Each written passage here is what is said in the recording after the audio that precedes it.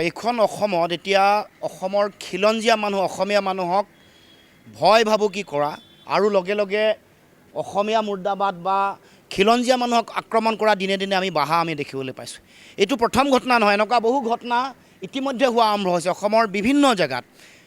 কিছুদিনৰ আগত এইফালে নামনি অসমৰ এটা জেগাতো এনেকুৱা ধৰণৰ অসমীয়া বিৰোধী ধ্বনি তেনেকৈ আৰম্ভ হৈছে। গতিকে এই যিটো দিনে দিনে অসমীয়া গৌবেগ, অসমীয়া বিৰোধী, অসমীয়া বিদ্বেষী ধ্বনি আৰু কাম কাজ যিবোৰ চলি আছে এইবোৰ চৰকাৰে কঠোৰ হাতেৰে দমন কৰিব লাগে।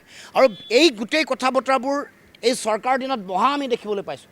দিনে দিনে বাঢ়িছে আৰু তেওঁলোকে লাই দিয়াৰ কাৰণে তেওঁলোকৰ যিটো তোষণ যিটো নীতি, সেই তোষণ নীতিৰ কাৰণে কিছু মানুহ এনেকৈ উৎসাহিত হৈ আমাৰ খিলঞ্জীয়া থলগিৰি ভূমিপুত্ৰ মানুহৰ বিৰুদ্ধে এনেকৈ আক্ৰমণৰ ব্যৱস্থা গ্ৰহণ কৰিছে। সাংবাদিকসকলক আক্ৰমণ, গোটেই সংবাদ ব্যৱস্থাটোকে বিভিন্ন ধৰণে আক্ৰমণ কৰা আমি দেখিবলৈ পাইছোঁ। সংবাদ মাধ্যমৰ স্বতন্ত্ৰতা, মুক্তভাৱে কথা কোৱা, বিভিন্ন বিষয় তেওঁলোকে তথ্য সংগ্ৰহ কৰিবলৈ যাওঁতে বিভিন্ন সময়ত এই যি আক্ৰমণ ঘটিছে, অতি সুপৰিকল্পিতভাৱে চলি থকা সংবাদ গোষ্ঠীৰ ওপৰত আক্ৰমণ, এইবোৰো বন্ধ হ'ব লাগিব। চৰকাৰৰ চিন্তা আৰু মানসিকতাৰ সলনি হ'ব লাগিব। গতিকে মই আহ্বান জনাইছোঁ যে এনেকুৱা ধৰণৰ যিবোৰ অসম বিদ্বেষী খিলঞ্জীয়া থলগিৰি মানুহৰ বিৰুদ্ধে যিবোৰ মানুহে এনেকুৱা ধৰণৰ উচতনিমূলক মন্তব্য আৰু এনেকুৱা ধৰণৰ মুৰ্দাবাদ ধ্বনি দিছে, তেওঁলোকক কৰায়ত্ব কৰি আনক, তেহে বুজিম যে এখন চৰকাৰ অসমৰ নাগৰিকসকলৰ প্ৰতি তেওঁলোক দায়বদ্ধ। এতিয়ালৈকে কোনো ধৰণৰ ব্যৱস্থাই গ্ৰহণ কৰা নাই।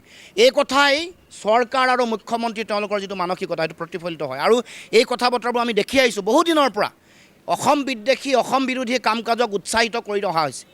এইবোৰ বন্ধ হ'ব লাগিব। কেৱল এয়াই নহয়, ভাং, ড্ৰাগছ এই ব্যৱসায়বিলাকৰ লগত আচলতে বিহাৰী এই অনা অসমীয়া মানুহবোৰ জড়িত হৈ পৰা তথ্য ইতিমধ্যে পোহৰলৈ আহিছে।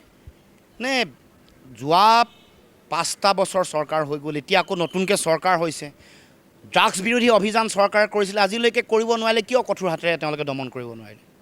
যিসকল অপৰাধী আছে, যিসকল ড্ৰাগছ ব্যৱসায়ৰ লগত জড়িত, ড্ৰাগছ মাফিয়া, সেইসকলৰ বিৰুদ্ধে কঠোৰ ব্যৱস্থা গ্ৰহণ কৰিব লাগিছিল। নকৰাৰ ফলতে আজি এই পৰিৱেশ উদ্ভৱ হৈছে।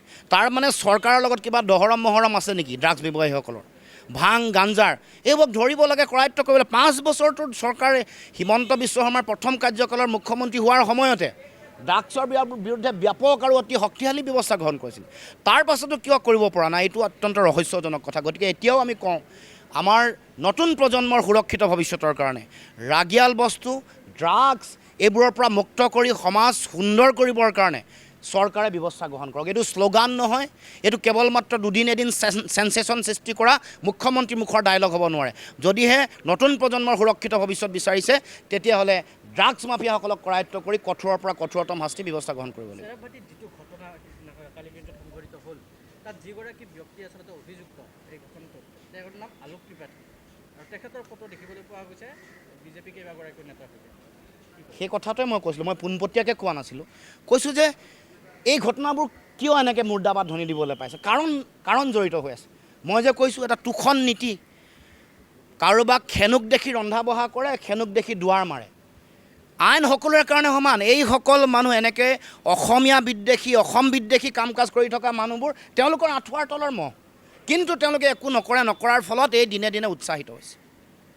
মই কোনো মানুহৰ বিৰুদ্ধে কথা কোৱা নাই, কিন্তু অসম বিৰোধী মন্তব্য যি দিব, অসমৰ মানুহৰ, খিলঞ্জীয়া মানুহৰ বিৰুদ্ধে যিসকলে কাম কাজ কৰিব, তেওঁলোক অসমৰ জাতীয় জীৱনৰ গণশত্ৰু। তেওঁলোকক কঠোৰৰ পৰা কঠোৰতম শাস্তি ব্যৱস্থা গ্ৰহণ কৰিব লাগে। আৰু এইটো মুখ্যমন্ত্ৰীৰ দায়িত্ব আছে। কেৱল মাত্ৰ কথাই বতৰাই জাতি মাটি ভেটিৰ কথা ক'লে নহ'ব।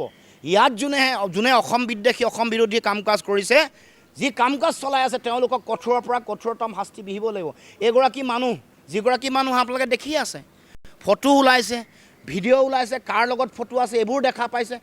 আজিলৈকে 24 ঘণ্টা হ'বলৈ হ'ল, কৰায়ত্ব কৰিব পৰা নাই।